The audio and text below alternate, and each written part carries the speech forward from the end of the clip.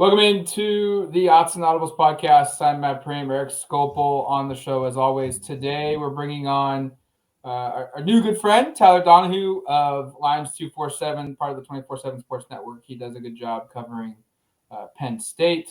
Tyler, you and I recorded your version of the podcast earlier today. Now we're doing ours, but nonetheless, like the first time you and I really interacted for a while, this is a new feeling. Oregon, Penn State in the same conference. Just what's the feeling here of like what were your thoughts of the move for the conference going to 18 teams and bringing in the West Coast teams and just the excitement that was back there for these four new teams.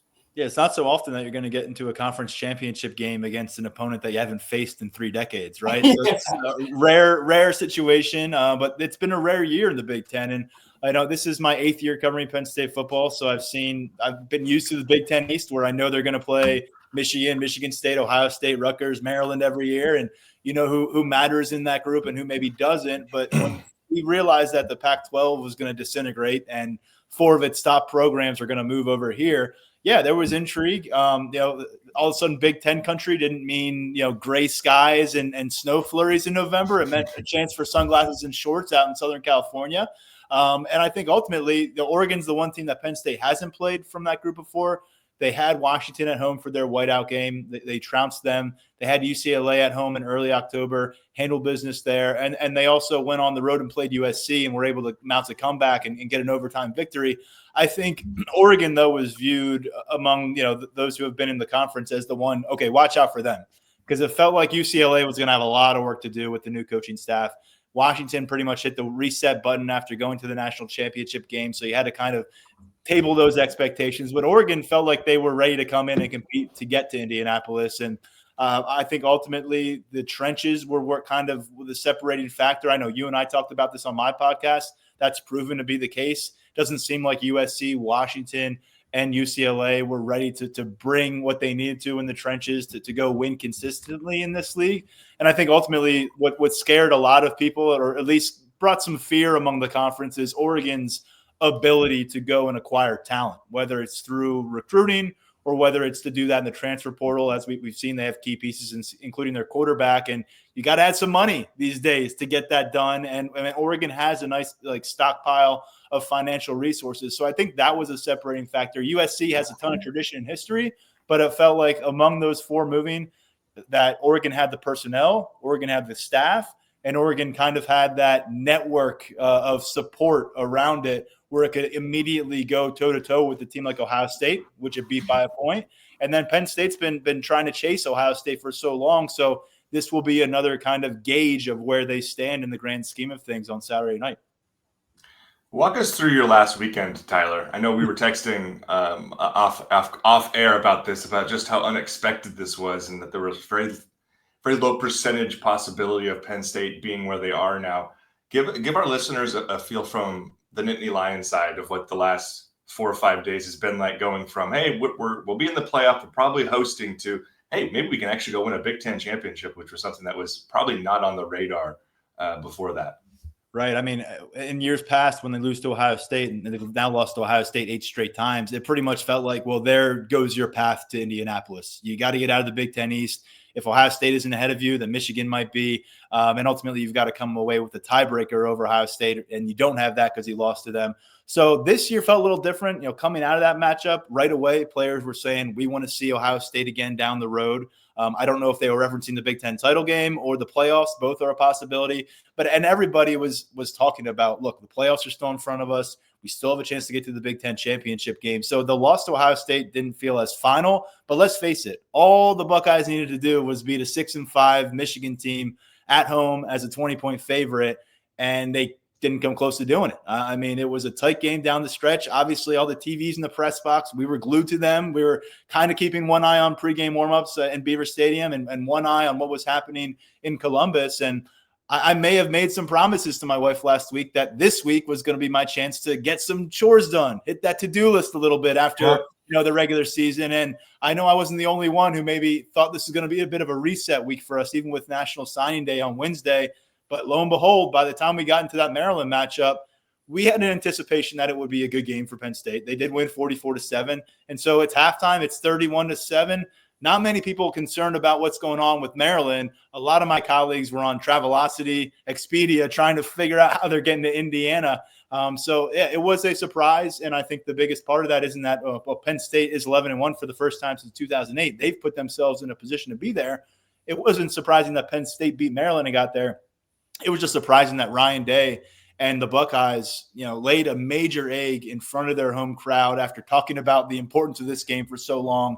This Michigan team looks so beatable. I think there's a lot of Penn State fans who secretly would have loved to have had the Wolverines on their schedule this year after losing the last 3 times against them.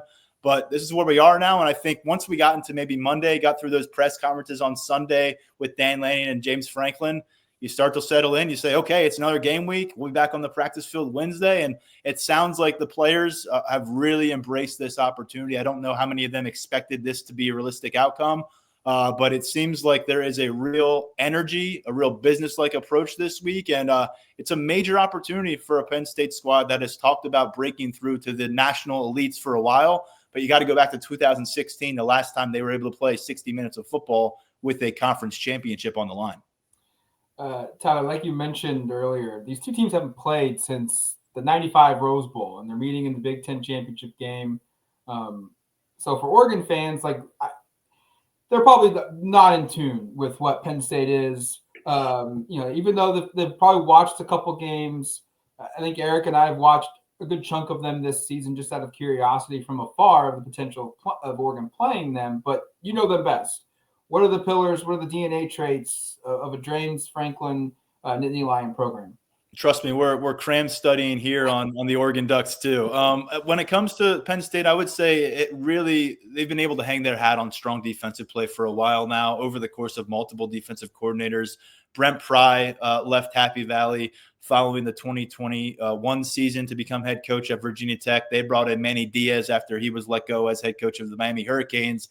And over a 2-game span, he put together as consistent of high-level defensive football that you were going to find in the country. Last year, until they got to the Peach Bowl and had opt-out city, they were just they had teams in a stranglehold. They put Penn State in a very solid position defensively to beat both Ohio State and Michigan last year. They lost both those games, and their offensive coordinator was fired, so you can kind of figure out which side of the ball let them down. But it just seems like even through these changes, bringing in Tom Allen now, a former head coach himself, the last 7 years as the head coach at Indiana, there were some question marks. Is this guy going to know how to get back to those basics and be the defensive coordinator and let go of all the CEO stuff? And it seems like it's been a really good fit for Tom Allen. There were some instances this season where slow starts were kind of a thing. Maryland threw a touchdown pass in their first play of the game last week and didn't score another point the rest of the way.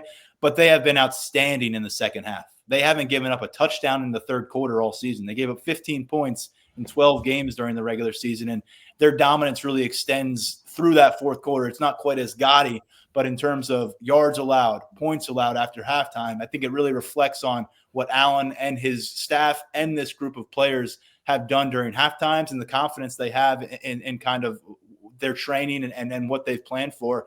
And then you move beyond that. They made a really splashy move last December to bring in Andy Kotelnicki as the offensive coordinator. He was 24/7 Sports Offensive Coordinator of the Year in 2023 for his work at Kansas.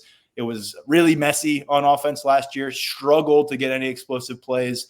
Sophomore quarterback Drew Aller, first year as a starter, former number 1 overall quarterback recruit, had a really pretty stat line. I think it was 25 touchdowns, 2 interceptions, but really clearly didn't trust himself or his receivers taking deep shots. And when it came to it in those marquee matchups against Ohio State and Michigan, it was just not pretty. It was a really disappointing performance. And so now you get to the point where explosive plays have been a factor since game 1 with Andy Kotelnicki.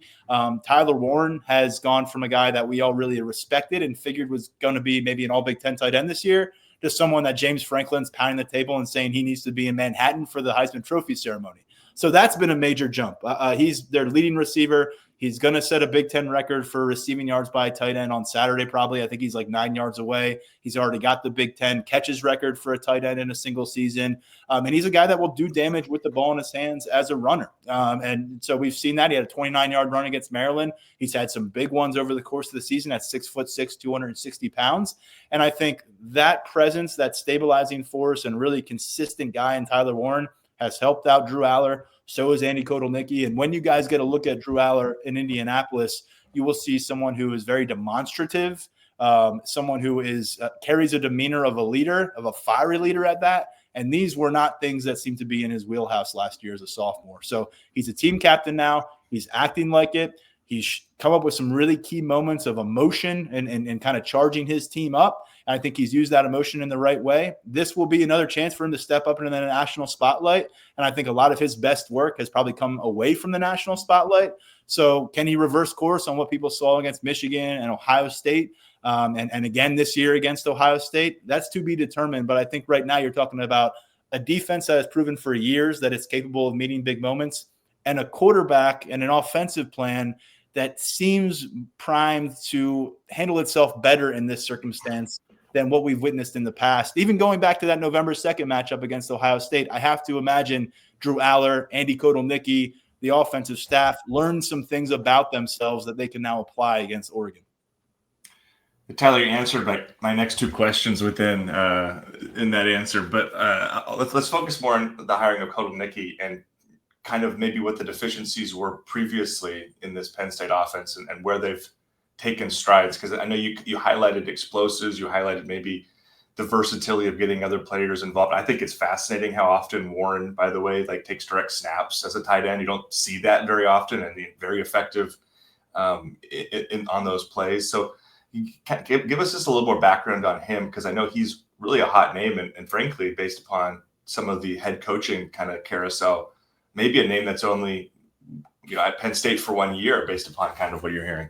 Yeah, our message board was freaking out when they saw a report about West Virginia, considering him in that coaching search. And look, he is a guy that has been an ascending figure. He's been with the same coach and Lance Leipold for a while. They kind of worked their way up the rungs of the ladder together through FBS football. They were at Buffalo for a while. They actually came to Beaver Stadium back then and had a halftime lead over the Nittany Lions. And then they really settled in together at Kansas during recent years. And as I said, last year, Kotelnicki was considered, the offensive coordinator of the year by 24/7 Sports. Their big pitch for James Franklin was to basically look. I think it came down to you're going to have a roster and a talent level here that you've never had in your offensive coordinator career. You clearly have the mind for it. You clearly have proven that you can do it with a variety of different quarterbacks and styles of play, and you'll cater to the personnel. That was a big part because it felt like their last offensive coordinator, Mike Yurcich, kind of had a plan, and he needed to make sure everything fit in that plan. Whereas Andy Kotelnicki is, let me see what I got here. Okay, let's make this work. Let's make this work, and let's develop a plan from what we actually have at our disposal. And so I think that was a big selling point. But the explosives were key. James Franklin mentioned that during the search last year.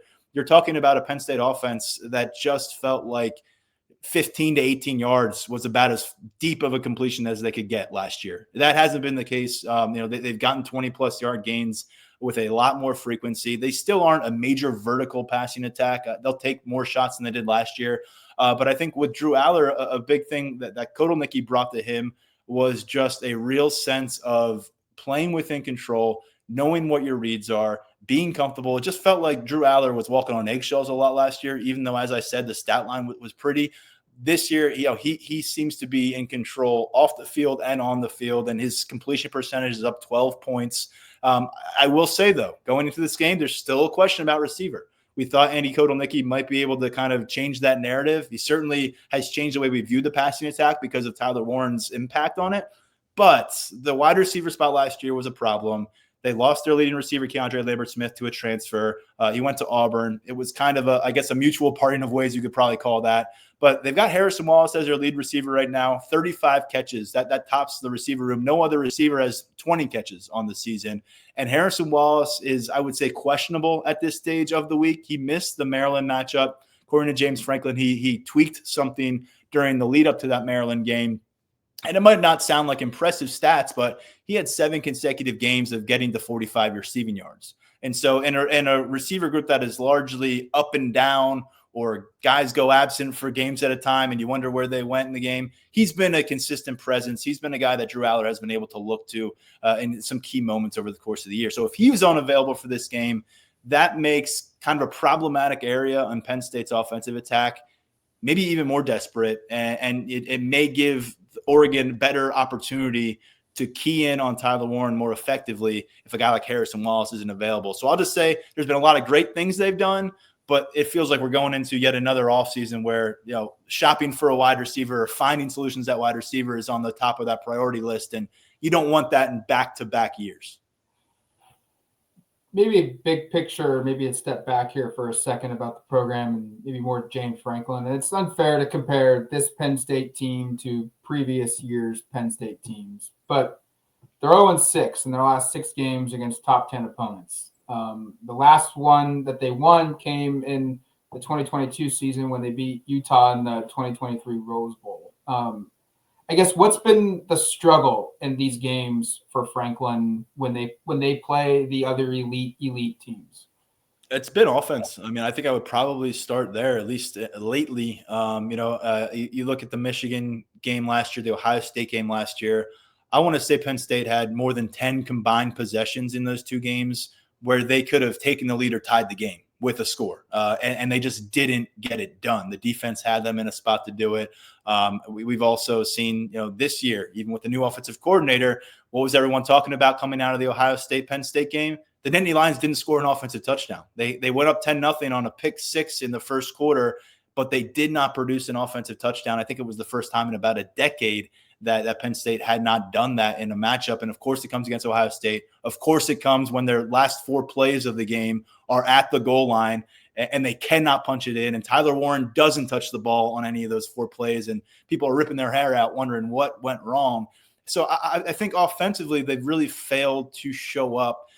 Years past, it was definitely more of an offensive line issue, I think, whether it was trying to establish offensive balance or put away games late. I can recall a couple examples of where they had a fourth quarter lead over Ohio State and just couldn't pick up first downs, could not milk the clock, and gave the ball back to guys like JT Barrett and Dwayne Haskins, who then mounted comebacks. And so you've got an 8-game losing streak against Ohio State. You got a 3-game losing streak against Michigan. Those teams have shared the division with you. It's hard to beat top 5, top 10 teams. And that's become magnified when you're James Franklin. You got to remember coming off of a 1-point loss to Ohio State in 2018 in Beaver Stadium. First thing he did was come to the podium and press conference and say, we need to find a way to go from great to elite. We need to find a way to go from great to elite. And here they are all those years later. They haven't broken through the college football playoff. They haven't gotten to a Big Ten championship game until now. And they didn't need to beat Ohio State or Michigan this time around to actually get to Indianapolis. So to some people, maybe it doesn't feel as completely awesome as it might if you had beaten Ohio State on the path to get to this point. But I'll just note this, and James Franklin tries to emphasize this whenever he can. He did it again after they beat Maryland. Chaos reigns supreme in college football. You guys haven't seen your team lose. We've seen our team lose once on the beat and losing to Ohio State. But there are a lot of programs out there who are supposed to be in the college football playoff conversation or supposed to already be clinching a spot in this college football playoff conversation that are losing to 500 teams, that are losing to sub-500 teams in their conference, and it's a problem. Penn State, they've won 31 consecutive games against unranked opponents. They don't play with their food. They may lose those matchups when they get to the mountaintop and everyone's focused in on them, but all those other weeks where people aren't paying attention to them, they handle their business. And I think that's helped them get in a situation now where you didn't double up a loss against Ohio State with a loss at USC or a loss at Minnesota, 2 very narrow wins for the Nittany Lions. And that's what feels different about this team, because they have found a way to win some games and maybe rip victory away from the jaws of defeat in a manner in which I feel like we haven't necessarily seen in years past. But again, I'll note, they didn't have to beat Ohio State. They didn't have to beat Michigan. They've only beaten one top 25 ranked opponent this year at the time. That was Illinois in late September. So there still is plenty to prove this Saturday. Let's talk about the defense now for a bit, Tyler, because I feel like that's where we should probably start. And you kind of touched on it, on kind of your broad view of the Nittany Lion program. This is a program that's been one of the best nationally on that side of the football, basically since James Franklin has taken over there. you said you've been cramming for Oregon. I'm curious, are there things you've seen that give you pause or that you think are concerns for Penn State defensively? And then like, what, if any, kind of, I guess, deficiencies or problem areas have kind of materialized over the course of this season for this defense?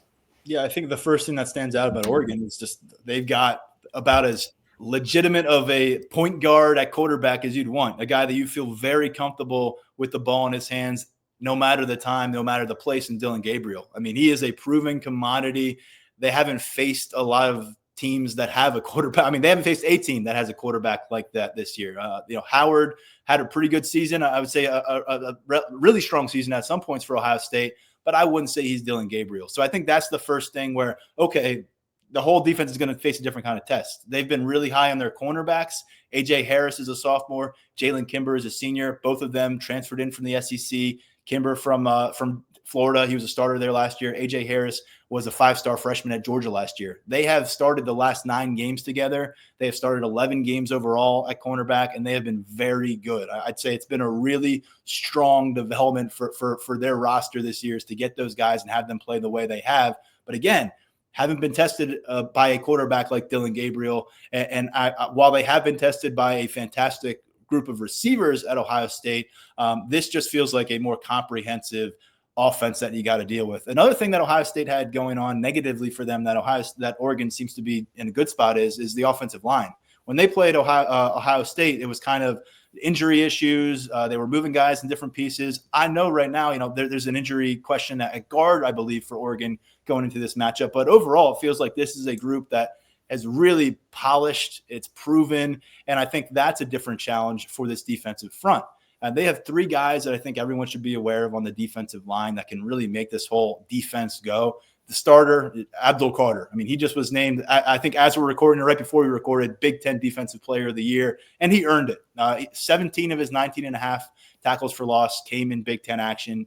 9 of his 10 sacks came against conference opponents. It's not like he was stacking numbers early in out-of-conference matchups. And he's a guy that was a first-team All-Big Ten linebacker last year. In 2022, he was a freshman All-American linebacker, and now we're talking about him maybe being the first edge rusher off the board in the upcoming NFL draft. We all expect him to leave after his junior season. Opposite of him, though, you got a former 5-star and a fellow junior in Denai Dennis Sutton. He was injured on the road at Wisconsin in late October, played about 5 snaps against Ohio State, didn't really get back up to full speed until later in November, but in the last couple of games, 3 tackles for loss, 2 sacks. And when those guys are playing off of each other, Tom Allen, the defensive coordinator, really feels like they have a tandem of edge rushers that few programs can deal with, where you've got a lot of tight end to help out, or you've got to do something in your blocking scheme that's going to prevent you from going full throttle downfield. And then Zane Durant's the man in the middle who goes a little under the radar, but career numbers across the board for him at defensive tackle, disruptive in the backfield. I think he's starting to creep up the NFL draft board as a top 10 NFL draft defensive tackle prospect. He's just a junior, but if he can get rolling and become a penetrative force and do some things, it really can free up those edge rushers, maybe a second-level linebacker.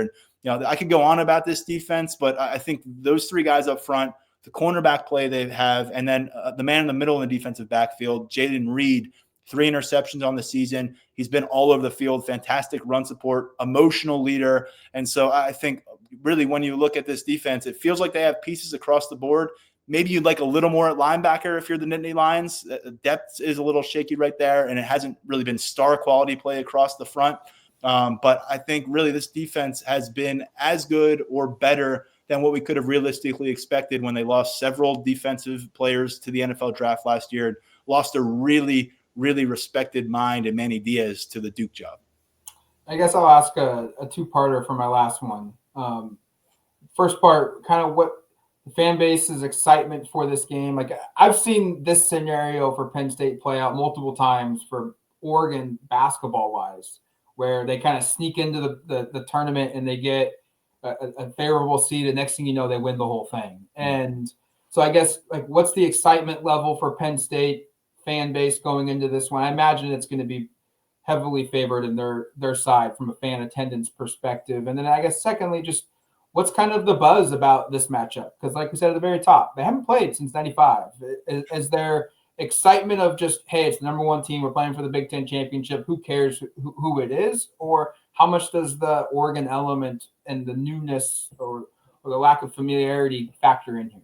I think on one hand, there can be a sense that you're playing with house money because you're in the playoffs regardless. It feels like the floor for the Penn State. Maybe if they lose 40-0, this could change. We don't know what the committee's going to do with these conference games, but it feels like the floor for them is hosting a playoff game in round 1, December 20th or the 21st. So that's a pretty good consolation prize.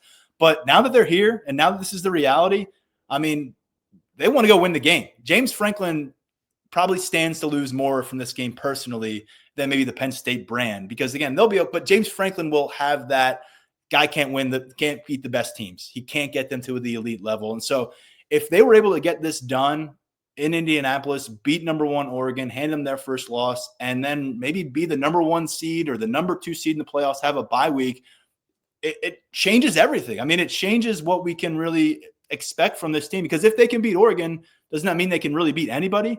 I think once they lost to Ohio State, a lot of us felt like the ceiling for this team, the realistic ceiling might be getting to that second round of the playoffs to a neutral field. Maybe you can pull off an upset. You win 2 games in the playoffs. It's hard to say that's a disappointing year. Now you're in a spot where, I mean, you could be the top overall seed in this debut 12-team tournament if you were to beat Oregon and maybe get a little help elsewhere. And so I think people are really, really curious to see how Penn State responds to this opportunity. I think, unfortunately, because of the PTSD of the Michigan and Ohio State matchups recently, not a lot of fans are going to put 2 full feet on the bandwagon and say, we're going to a national championship. Forget it, set it and forget it. But I think right now there was a little bit of buzz that maybe we want to avoid the Big Ten championship game. Let's get a little rest, and then we'll host a playoff game, and we won't be the Big Ten champions, but we'll be better positioned to have a good playoff run because of a few weeks off. And I think that's gone out the window. Now that they have a matchup in front of them, I know that was never a mindset within team facilities. And I think now that fans are getting a little more distance from that train of thought, people are starting to lock in for Saturday. And it does feel like if they were to win this, you can make a case it's the biggest win in James Franklin's 11 years here, because they did win the Big Ten championship in 2016. They stunned a lot of people doing that following the sanction era, but they had 2 losses on their resume, and it was a 14 playoff. So what did they get for winning the Big Ten championship? They got sent out to the Rose Bowl to play USC, not in the playoffs. And so this time around, sure feels like there's a lot more on the line, and man, they could recalibrate the narrative around the country. And I think that really, really matters for Penn State and long-term in the next few years of building the way they want to versus kind of hitting their head and people just saying, same old Penn State. They could break through on Saturday. And if they do, I think all bets are off on what they could accomplish here and how they could run and sell that success during the offseason, whether it's acquiring talent, keeping coaches here, what have you, retaining roster players. But there's a lot that they could do with the win. Tyler, we'll send you out with this one. Just give us a matchup on each side of the ball that you think is really integral. Could be in Penn State's favor. Could be something you think Penn State has to, really work at to make sure it's not something that's kind of, I guess, taken advantage of by Oregon. So just give us a couple of things here that you are kind of keyed in on. Yeah, I think I would probably say Oregon's defensive ends, and I know they have talent there. I know they have depth there. They have star power there versus right tackle Nolan Rucci. He is a former 5-star recruit, but he spent his first 3 years at Wisconsin, played very sparingly, transferred to Penn State last winter, came back home to Pennsylvania to do that. He's been the backup right tackle for most of the season. Anthony Donko, a redshirt freshman, was really impressing there. You can make a case that he was the team's top run blocker for much of the season, but he suffered a long-term injury a couple of weeks ago. He is out the rest of the way. And so Nolan Rucci started last week against Maryland. I know they were very pleased with him. I think they thought he took a step forward from his performance at Minnesota when Donko initially went down. I do question, though, Rucci in the run game. And I know that Dan Lanning and company are going to try to find matchup advantages over the course of this week and try to hit them hard until Penn State says it's not going to work anymore. And so to me, I'll be keeping a close eye on what Oregon tries to develop there on the right side of Penn State's offensive line. I think there is some optimism in Rucci, 6'7" guy. I think he's 6'8", 320 pounds. He's got size. He's got some pedigree, and he's got 6 games with 25 plus snaps, but this is a big matchup. I don't think everyone's as sold on him as they would have been if it was Anthony Donko available. And so major test for Rucci. And if it goes off the rails in a bad way, that could really throw off Drew Aller. That could disrupt the run game. That could do a lot of things negatively for the Nittany Lions. Here's Tyler Donahue. Thanks for coming on the show. You can read his work at Lions 247, part of the 24/7 Sports Network. We'll see your crew out there in Indy later this week. And who knows, maybe these two teams cross paths again in the college football playoff. As wonky as this bracket is, that's a very real possibility. And never say never this year. Thank you for having me on, and we'll see what happens Saturday. Appreciate the conversation. Thanks, Tyler.